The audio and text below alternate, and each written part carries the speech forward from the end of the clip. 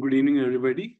So I'm Dr. Rajan. I will be starting on the topic of CT chest. So basically, we'll talk in today's class about the basics of CT chest, the anatomy, basic interpretation, and few of the important slides, important signs in the CT.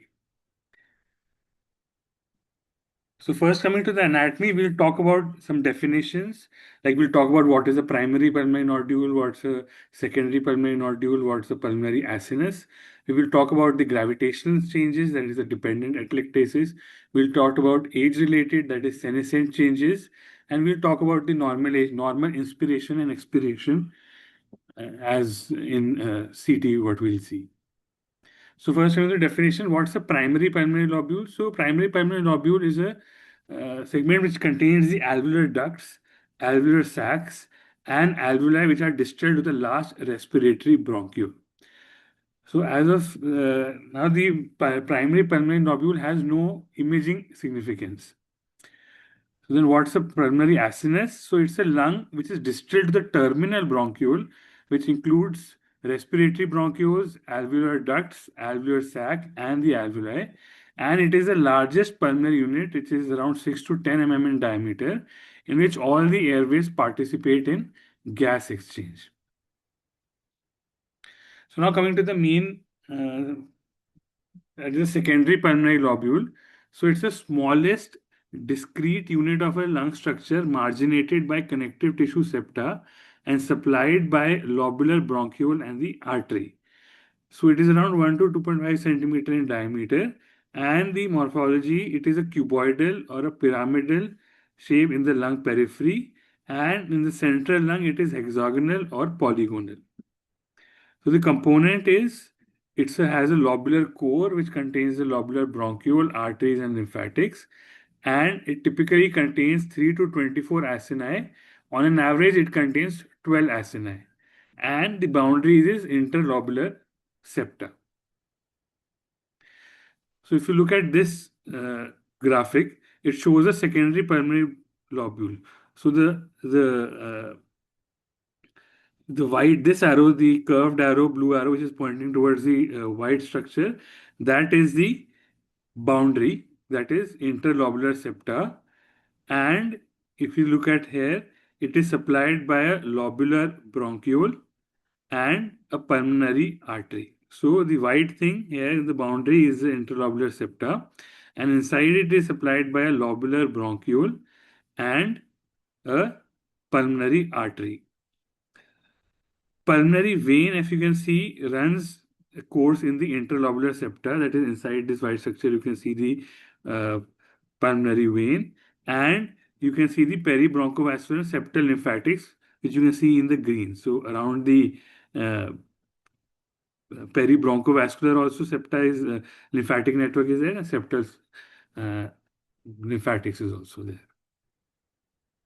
So this is a graphic which shows the cut section of a lung and secondary pulmonary lobules, which is bound by the interlobular septa. So this is the interlobular septa. This light pinkish structure is the boundary, which is the interlobular septa, and the lobular core. So this is the lobular core, which contains a bronchiole. This is the bronchiole, and a pulmonary artery. This is the pulmonary artery, and the pulmonary lymphatic surrounded by a connective tissue sheath.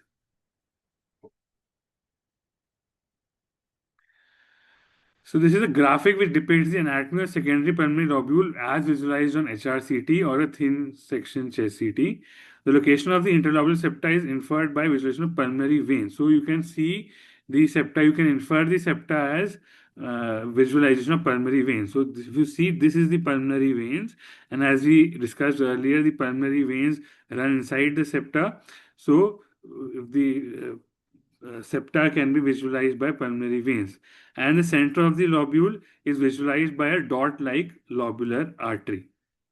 And a normal lobular vacuole is really not visible on a CT. So this is the normal lobular bronchiole, which generally is not visible on CT. The periphery of the lobule can be visualized by visualizing the pulmonary vein, and the central dot-like artery can see the core. So Talking about the imaging of a normal secondary pulmonary nodule, so generally it is not visible on radiography. Airways, as I said earlier, are normally not visible. They measure in zero point 0.7 in diameter, but thin walls preclude visualization. Location is inferred from visualization of the lobular artery.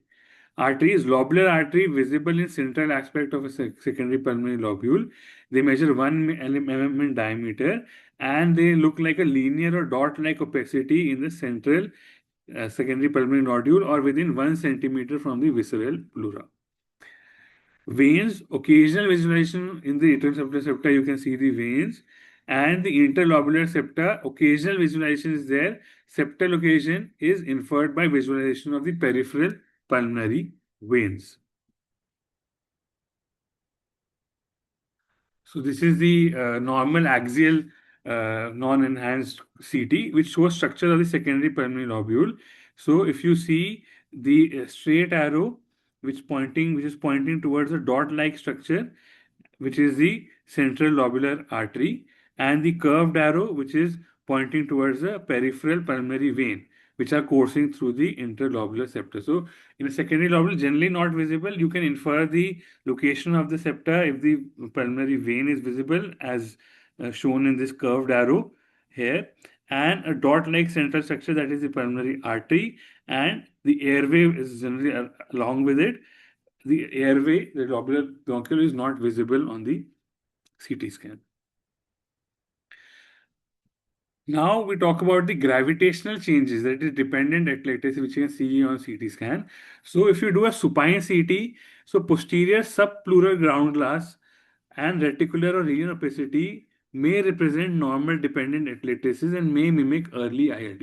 So if you do a supine CT, so in the posterior sub can be posteriorly subpleural ground glassing, reticular lesion opacity, and they can be normal dependent atelectasis, and sometimes you might confuse it with early ILD. Then prone CT, it allows us to differentiate from ILD as dependent atelectasis resolved in a prone CT. So what will you find in CT? So it generally has a lower lobe predominance. It is posterior, it is subpleural. You can have a linear, you can have a ground glass, or you can have a reticular opacity. You can have subpleural nodularity. So lower lobes, you can see ovoid, obtuse angle with pleura, these nodules. The average What? size of this nodule is around 7 into 3 mm, and it represents the dependent atelectasis in absence of history of any malignancy. I And can roll. kindly mute yourself, please.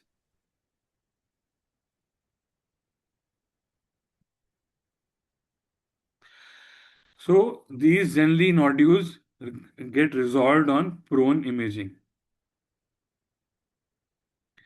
So what are the differential diagnoses of these? So you can have a UIP NSIP pattern, that is basilar honeycombing and traction bronchiectasis, and persist on prone imaging. So UIP, NSIP, you can have honeycombing and traction bronchiectasis, and these generally persist on prone imaging.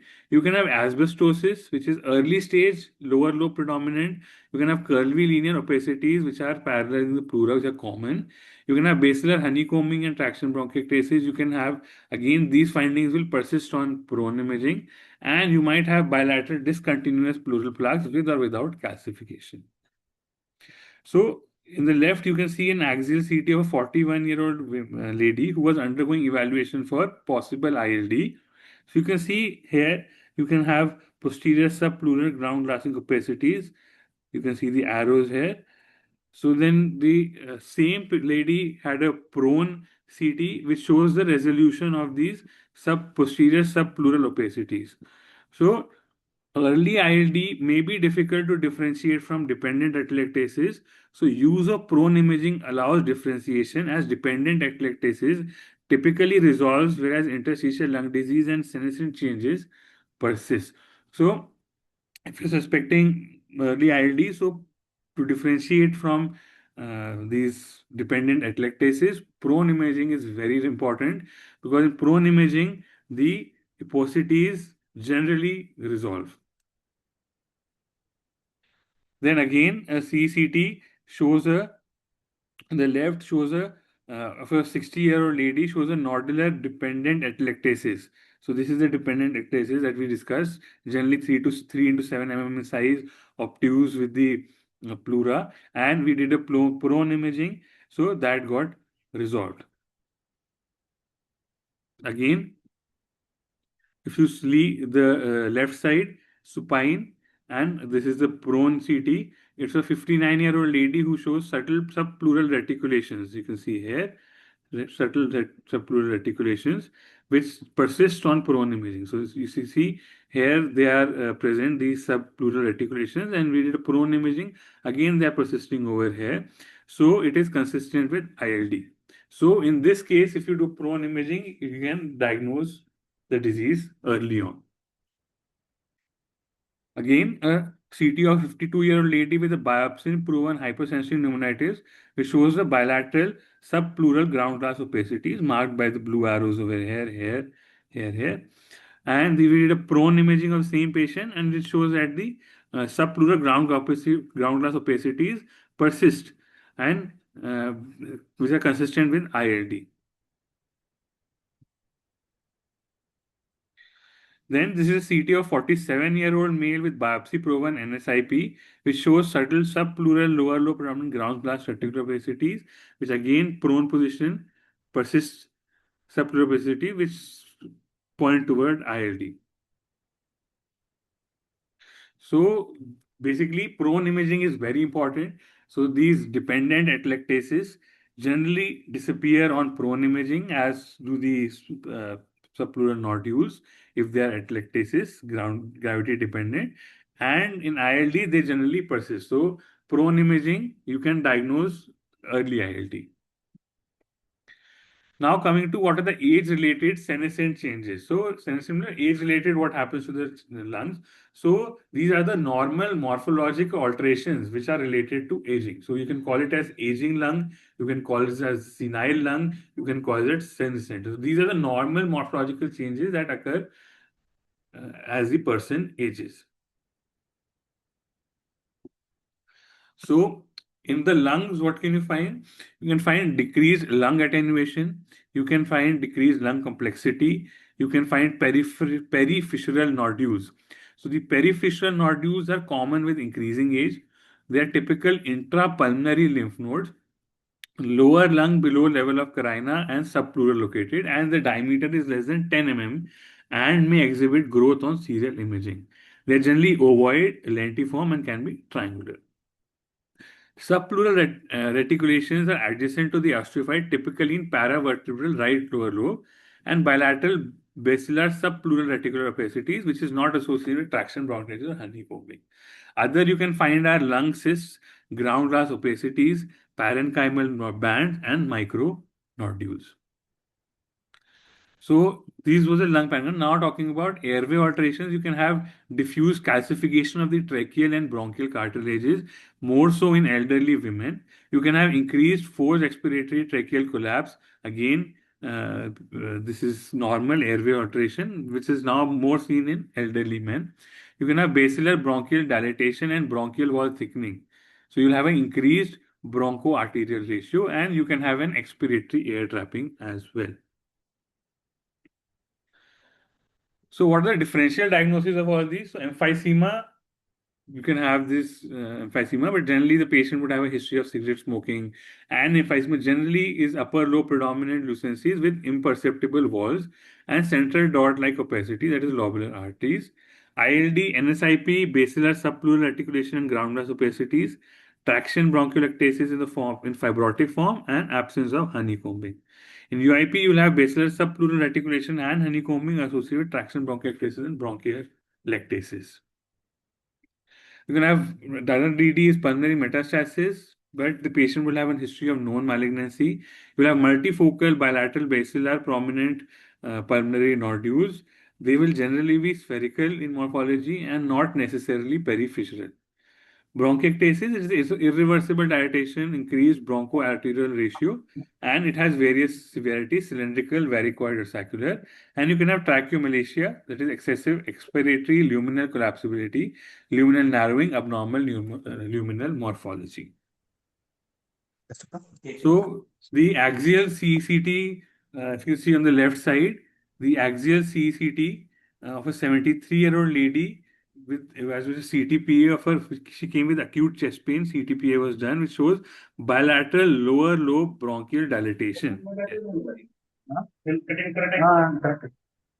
I would request you to kindly mute yourself, please. So the again CT shows that the lower lobe bilateral lower lobe predominant bronchial dilatation, but there is no mucus plugging or surrounding airspace disease involved. So this increase in bronchial arterial ratio are reminiscent of CT finding for cylindrical bronchitis. So if you look at this, you will say, oh, this is cylindrical bronchiectasis. But if you see in this, there is no mucus plugging or there is no surrounding airspace disease. So if you do a coronal section of the same CT, the patient shows a left lobe bronchial dilatation. This is the dilatation of the peripheral basilar bronchial. It's a common CT finding in asymptomatic elderly patients. So this can be normal, and generally the lower lobe predominance generally will be lacking mucus plugging, and the surrounding airspace disease will be absent as opposed to bronchiectasis. This is a axial CT of an asymptomatic 80-year-old lady evaluated for pulmonary nodule identified on radiography, which shows that there is a bilateral basilar bronchial dilatation here and mild bronchial wall thickening, increased bronchoarterial ratio, again reminiscent of bronchiectasis. Note right lower lobe parenchymal band, another finding described in normal senescent lung. So axial CT of the same demonstrate bilateral basilar bronchial dilatation with mild bronchial wall thickening. Now it's an image of a MIP reformation, shows a 90-year-old lady with extensive tracheal and extensive bronchial hair, bronchial cartilage calcification. The finding may be seen as a sequelae of a long-term warfarin therapy also, but it is well recognized finding in asymptomatic elderly individuals, and it has generally no clinical significance. So coronal section, bone window, MIP reformation, same patient shows better advantage exuberant cartilage involving the trachea and main stem. You can see the classification it is here. It is generally of no clinical significance. Again, normal in aging lung. So this is a CT of a 75-year-old man who presented with intermittent cough, shows bilateral lower lobe reticular, this is a reticular, and band-like opacities, which have been described as age-related changes in the lung. There is a mild bronchial dilatation with bronchial wall thickening. Axial CT of the same patient shows mild bilateral basilar bronchial dilatation here and multifocal basilar reticular opacities and the parenchymal band. Parenchymal band you can see here, reticular opacities here, in the absence of architectural distraction or distortion or any traction bronchiectasis. So this is again normal aging lung. Coronal section of the same patient shows bilateral basilar predominant linear opacities with parenchymal bands here, reticular opacities, and mild bronchial dilatation over here. And sagittal section, same patient shows reticular opacities, dilated airways here, reticular opacities you can see here, and parenchymal bands. These are well described CT findings in senescent or aging lung, and these are generally identified in asymptomatic elderly individuals. And these findings should not be mistaken for interstitial lung disease. Then again, CT of an asymptomatic 70-year-old man evaluated because of pulmonary nodule identified on radiography shows a small indeterminate polylobular solid lingular nodule here. This is the nodule which is adjacent to an incomplete accessory minor fissure here. On coronal section, same patient shows a flat morphology of the lingular nodule, and on multiple imaging, note an additional elongate peripheral nodule along the left major fissure. These nodules likely represent intrapulmonary lymph nodes. So now coming to the CT findings in inspiratory and an expiratory film. So what are the general concept in inspiratory? You obtain a CT scan at a full inspiration or the total lung capacity. So there's an optimal contrast between the normal air containing lung and high attenuation normal structures. Blood vessels, pulmonary arteries, veins, airway walls, interlobular fissures, and pleural surfaces, and optimal contrast between normal air-containing lung and focal or diffuse pulmonary abnormality. So you ask the patient to take a deep inspiration. At the full inspiration, you do a CT scan that is inspiratory. So in axial imaging, you will have a trachea and central airways which have a maximum airway diameter. They will have a round morphology of the airway lumina and the posterior displacement of the membranous trachea. In pulmonary parenchyma, you will have diffuse, homogeneous, low attenuation and aerated lung parenchyma and minimal posterior dependent atelectasis. In coronal and sagittal sections, you will have maximum inferior displacement of hemidiaphragm and maximum lung volume or the total lung capacity achieved. Now, in expiratory, indication generally is exclusion of diffuse and focal airway obstruction, small airway disease, or occlusive vascular disease. In axial imaging, in the trachea will have a decreased airway lumen size. It will have a crescentic morphology due to flattening. There is anterior bowing of the posterior membranous trachea, anterolateral rounded morphology due to support by the C-shaped cartilaginous ring. In central bronchi, you will have flattening of the posterior bronchial wall.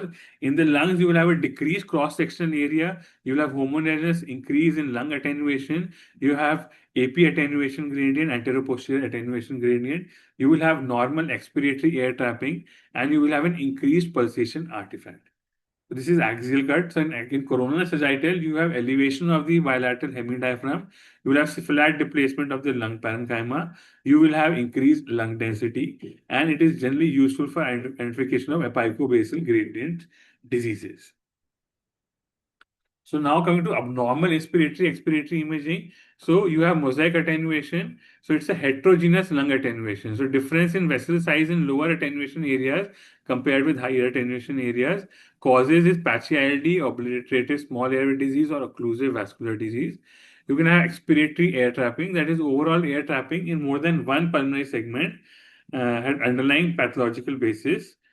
Persistent lucency or less than normal increase in lung attenuation on expiratory imaging, and it frequently indicates airway obstruction, and it is difficult to differentiate from vascular mesoic attenuation on CT. So what's the DD of this normal expiratory? You can have tracheobronchomalacia. So that is excessive airway lumen collapsibility on expiration. So in this, the trachea and the airway cartilage collapse and the anterior collapse of the posterior membranous airway. You can have airway luminal narrowing, abnormal airway morphology. That is, the coronal diameter will be more than the sagittal diameter of the airway, and you will have a flattened or a frown-shaped tracheal lumen. You can have constricted bronchiolitis in this peribronchial fibrosis with resultant bronchiolar luminal narrowing and obliteration, mosaic attenuation, and expiratory air trapping. You can have hypersensitivity pneumonitis, that is a head cheese sign called as a triple density sign. Juxtaposition of the lobular areas of low, that is air trapping, normal and high pulmonary attenuation. And there can be expiratory lobular air trapping in this.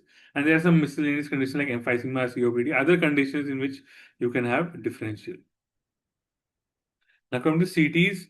So it's a normal inspiratory CT scan of a 40-year-old man which shows normal homogeneous lung attenuation and an ovoid morphology of the mid trachea.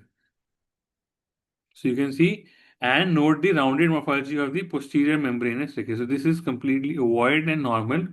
That is full inspiration. So in this, the axial expiratory HRCT of the same phase shows that there is a flat morphology. You can see it's rounded here and it is flat over here of the posterior membranous trachea, and there is decreased bilateral lung volume associated with homogeneously diffusely increased lung attenuation. So this is normal inspiratory, normal expiratory. Again, axial cut of the same patient shows spherical morphology of the lumina of the bilateral truncus dissalis lower lobes. You can see again, these are well rounded of the lower lobe bronchus, and there is normal homogeneous pulmonary attenuation. So in the axial expiratory HCG of the same patient shows increased lung attenuation with an anteroposterior gradient. So you can see, and here it is there, it is not there, the anteroposterior gradient. And the narrow of the truncus bissalis lower lobe bronchi. You can see this is well rounded, expanded. This is narrowed. And this is the accentuation of the pulsatile motion of the lingula. So normal coronal section of a CT at the level of tracheal carina shows normal lung volume with homogeneous pulmonary parenchyma. Central airway exhibit maximum luminal diameters. And again, normal coronary expiratory CT or same subject shows globally decreased lung volumes. You can see the volumes are decreased and increased pulmonary attenuation and superior migration of the bilateral hemidiaphragms. And the central airways are narrowed. So, CT of a 95-year-old man with bronchomalacia shows expiratory collapse and luminal narrowing of the bilateral mainstem bronchi. It is here, it is narrowed. And this is mosaic attenuation of the lung parenchyma from air trapping. So, CT of a patient with tracheomalacia shows abnormal tracheal morphology characterized by AP narrowing with an associated increase in transverse tracheal diameter. Here. These findings are usually accentuated on expiratory imaging.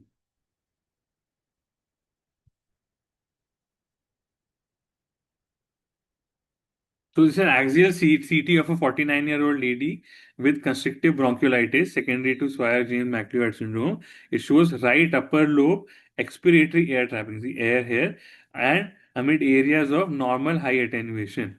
Here, normal high attenuation, and this is uh, pulmonary parenchyma. This is a composite image of an axial inspiratory and axial expiratory film. So this is the inspiratory film, this is the expiratory film of 62-year-old lady with rheumatoid arthritis and constrictive bronchiolitis.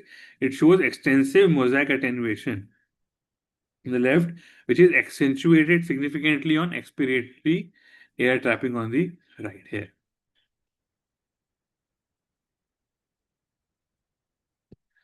So this is an axial expiratory CT of a 38-year-old lady with HSP.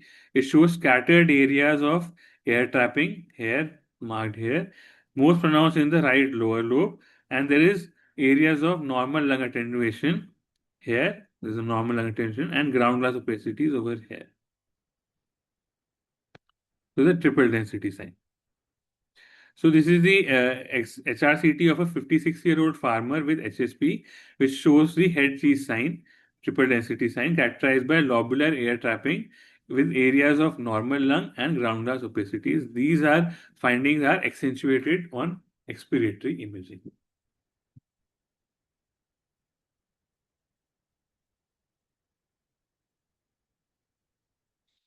So now coming to some terminologies and sign.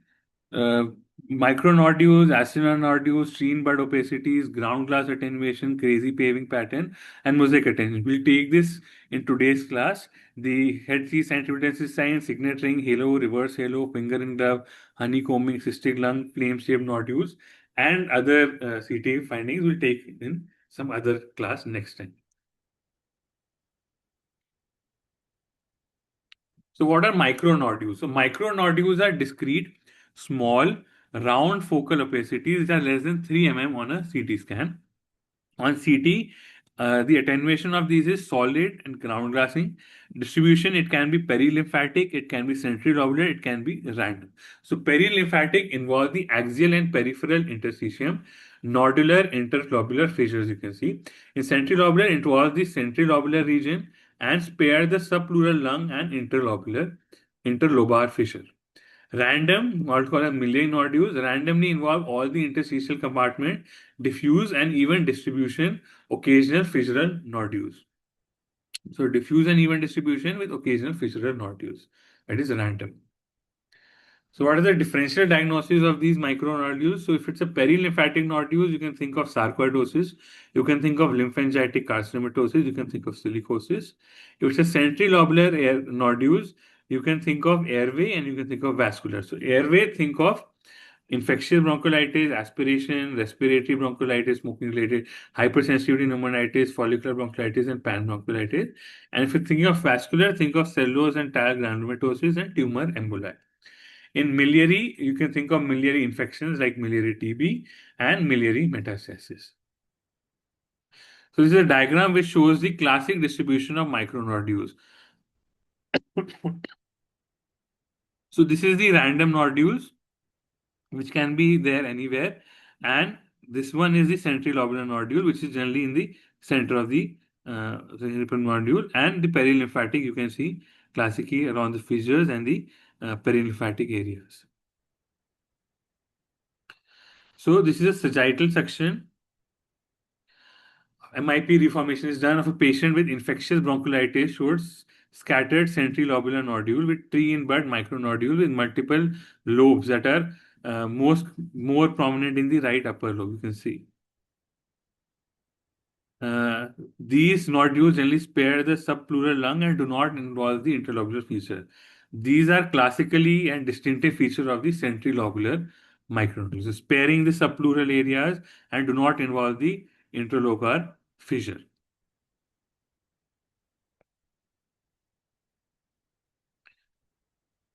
So in sagittal section, reformation patient with miliary histoplasma shows even and diffuse distribution of pulmonary micronodules, with some nodules abutting the fissure. So these are central, they can be random, and they can be involving the uh, along the fissures also, called as the uh, random distribution, random nodules.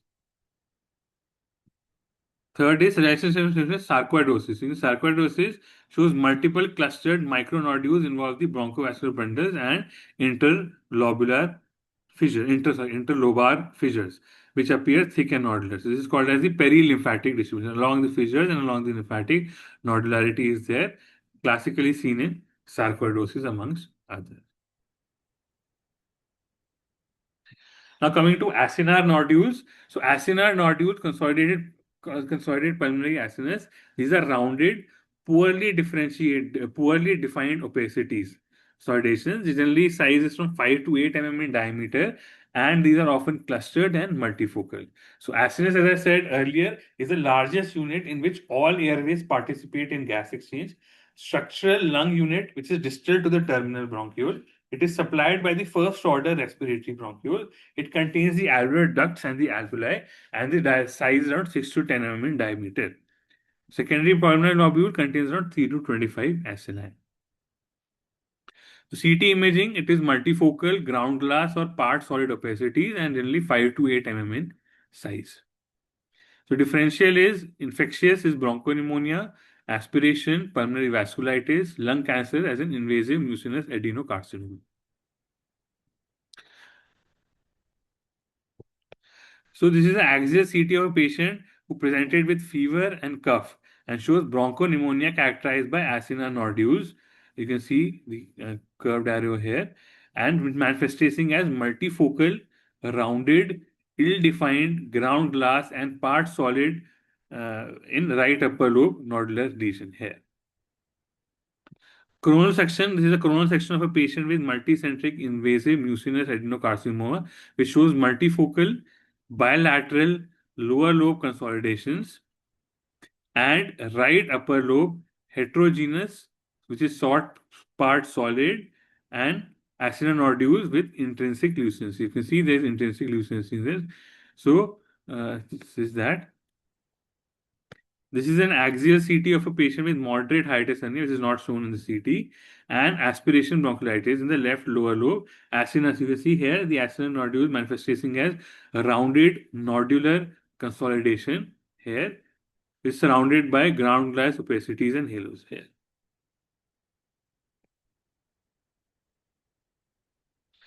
So this is an axial CCT of a patient with hemopsis, which shows a primary lung cancer. This is the primary lung cancer, which is obstructing the right lower lobe bronchus and multifocal right lower lobe rounded part solid acinar nodules, which is here, which represents the post-obstructive pneumonia.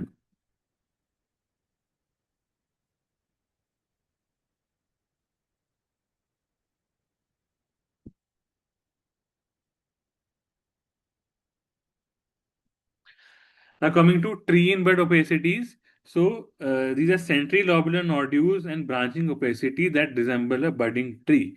This is generally not seen in a normal lung. Small airway bronchiolar disease, it is most common. Vascular disease, it is uncommon. So generally, normally not seen in a normal lung. In small airway bronchial disease, it is very common. Vascular disease uncommon. So you can see in the image over here, right side, this is a central organ that is tree in bird appearance.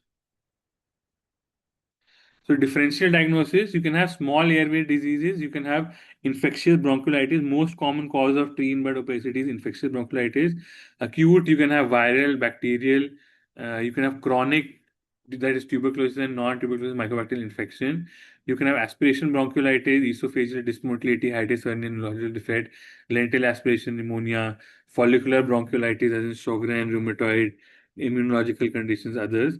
Diffuse panbronchiolitis common in Asian population, and cellulose granulomatosis, intravenous injection of crushed oral tablets. Pathology is that is the abnormality in the center of secondary pulmonary lobule. So small airway stream-bud bronchiolar filling by mucus, pus, fluid, and or cell. So bronchiolar wall inflammation and dilatation seen. And this is a cause of small airway stream-bud. That is the bronchiolar filling by mucus, pus, fluid, and or cell, and bronchiolar wall inflammation and dilatation. So it's a vascular stream-bud. It is granulomatous reaction to illicit IV drugs or cellulose and tumoral cells or thrombotic microangiopathies.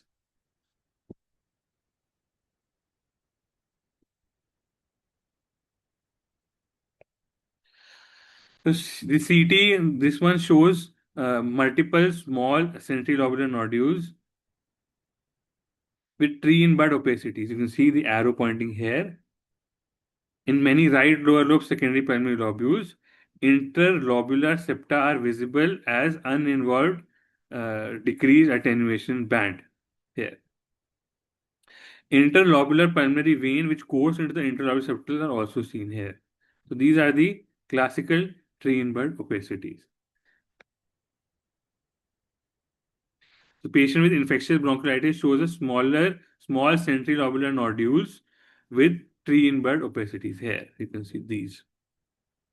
The right lower lobe, interlobular sepals are unaffected and manifest as low attenuation band, again indicating a centrilobular nature of process. Again, this is the coronal section of a patient with infectious bronchiolitis, shows bilateral tree in bud opacities with multiple left upper lobe lobular consolidation. So this is in areas of associated bronchopneumonia.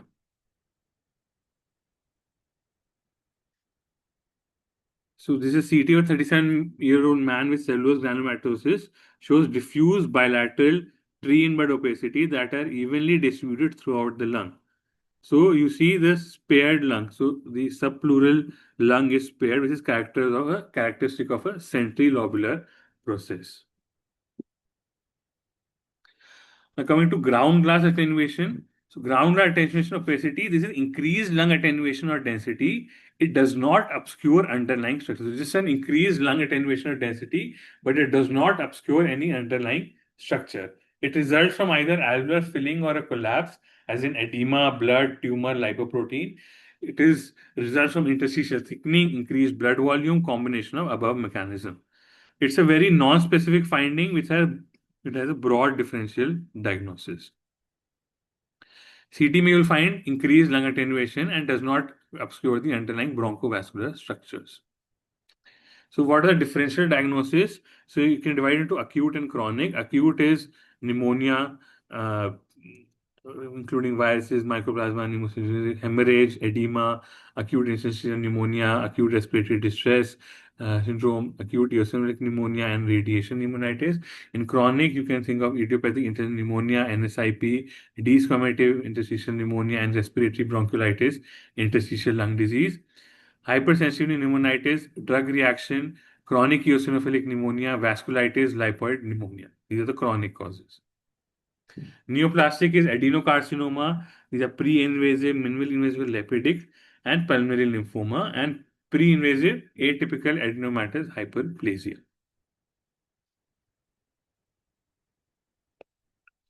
There's a CT scan of a 48-year-old man with hemopsis, which shows patchy ground glass opacities here. These are ground glass opacities in the middle and the bilateral lower lobes, compatible with hemorrhage. Ground glass opacity refers to increased lung density or attenuation that does not obscure the underlying structures. There is a CT of 54-year-old man with extensive smoking history and desquamative interstitial pneumonia, which demonstrates ground glass opacity in the left lung. Note the wall thickening here. You can see the bronchial wall is thickened and bronchiectasis. This dilatation over here.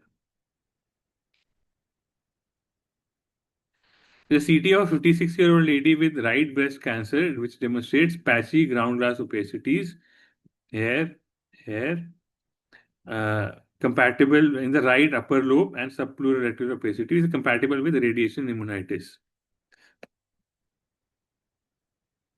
CT scan of a 43-year-old lady with acute interstitial pneumonia demonstrate bilateral ground glass opacities. Left upper lobe subpleural reticular opacities here, you can see here, and small pleural effusion here, which will be more evident in the mediastinal window, and there is traction bronchiectasis. This is the traction bronchiectasis here and here.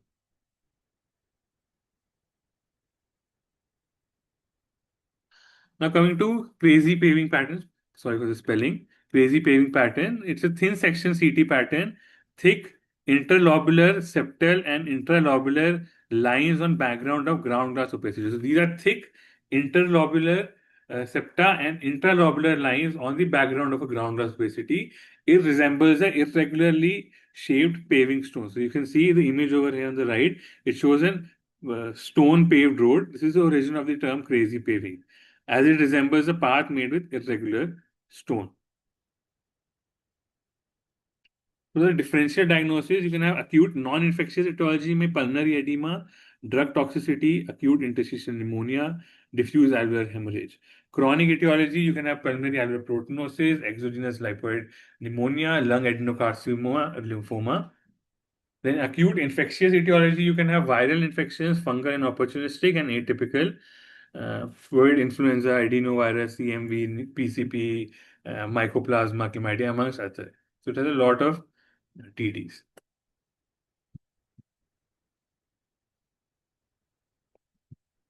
So coronal section of a CT of a patient with pulmonary alveolar proteinosis. It shows bilateral geographic crazy paving, which is characterized by ground glass opacity and superimposed interlobular septal thickening. So this is the interlobular septal thickening. This. And this is sharply demarcated from the normal. This is the normal lung, and this sharp demarcation from the abnormal lung. So this is a CT scan of a 55-year-old patient with advanced non-small cell cancer and pulmonary opacity related to gefitinib toxicity, which shows again a diffuse crazy paving pattern.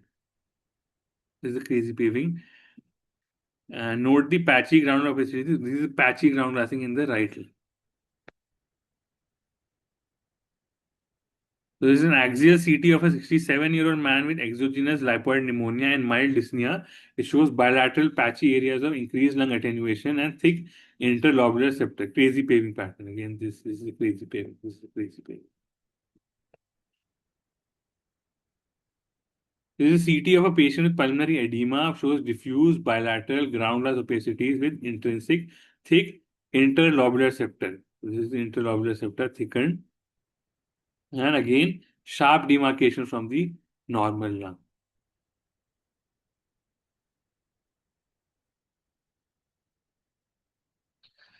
Now coming to mosaic attenuation pattern and air trapping. So mosaic attenuation is patchwork of regions with different density or attenuation.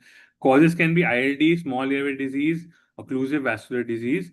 Air trapping, that is areas with less than normal increase in attenuation and lack of volume reduction on expiratory imaging.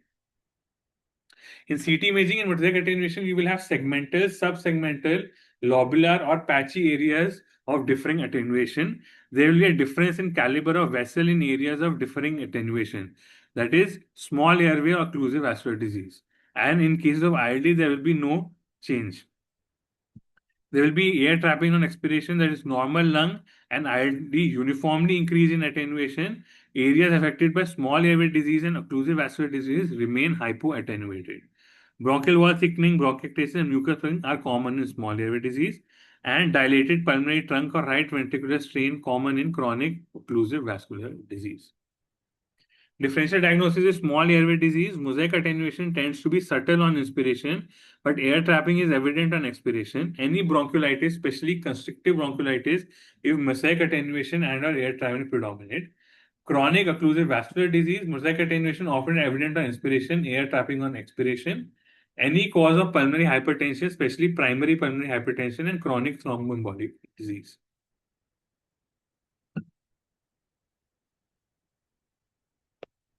The CT of a 35-year-old man with Swyer-Jain-McDiarmid syndrome, it shows segmental and subsegmental mosaic attenuation bilaterally. And there is a difference in caliber of pulmonary vessel within areas of different lung attenuation.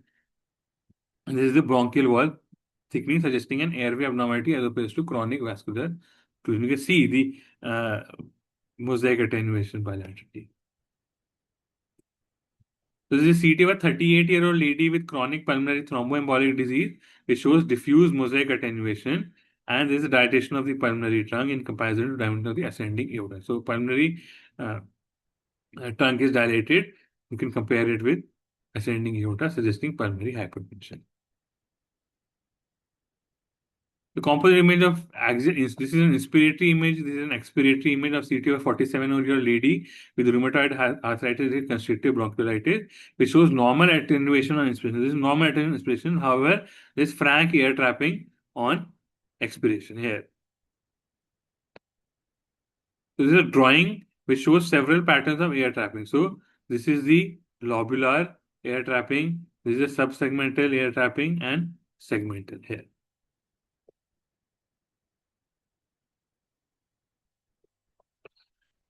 So, this is an axial HRCT of a 62-year-old man who developed pneumocystis jirovecii pneumonia following heart transplantation, shows scattered bilateral mosaic attenuation and areas of ground glassing.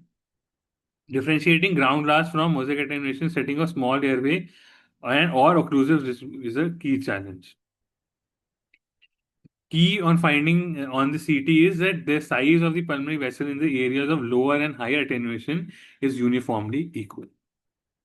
This is a CT scan of a 52-year-old lady with chronic pulmonary thromboembolic disease, which shows diffuse mosaic attenuation. This is a composite image with the axial inspiratory and expiratory film of a 43-year-old lady with asthma, which shows normal attenuation in inspiration and but frank air trapping in expiration. So that's it from my side. Thank you so much.